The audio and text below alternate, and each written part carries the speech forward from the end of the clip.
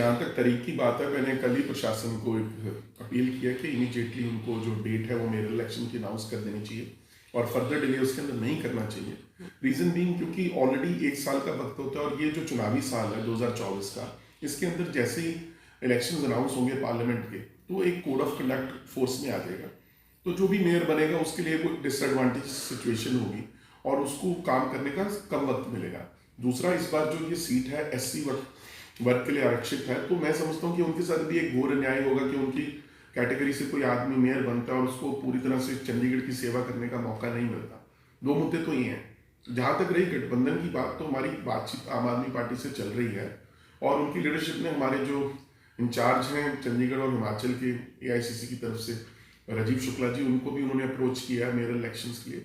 मेरी भी कुछ लोगों से यहाँ पर बातचीत हुई है। मेरा सिर्फ ये कहना है इसके अंदर कि जो मेयर इलेक्शन है वो आइसोलेशन में नहीं हो सकता, उसको हमें पार्लियामेंट में सीट के साथ ध्यान में लेकर ही कोई गठबंधन की बात की जा सकती है।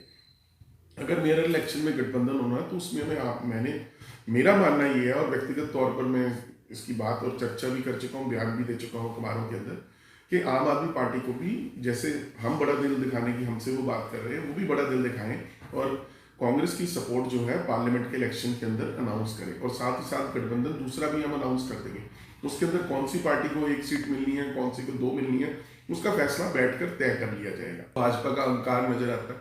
अगर वो कह रहे हैं, उनके पास देखिए 12 सीट वो जीते थे, 2 कांग्रेस के लोग वहां चले गए, 14 हो गए, एक उनकी मेंबर ऑफ पार्लियामेंट की ओर है।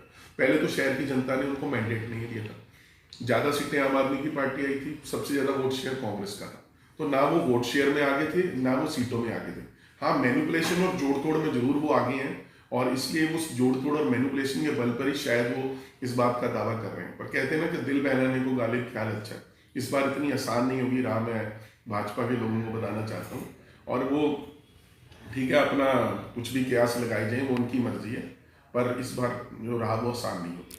सर, क्योंकि राम मंदिर का भी स्थापना 22 जनवरी को है, तो क्या लगता है कि इलेक्शन का प्रभाव तारीखों पर पड़ सकता है? अब ये तो प्रशासन को फैसला ना, मैं समझता हूँ कि वो एक अलग प्रक्रिया है। पिछली बार भी 16-17 को चुनाव हुआ था, उससे पहले पहले चुनाव कर देना चाहिए।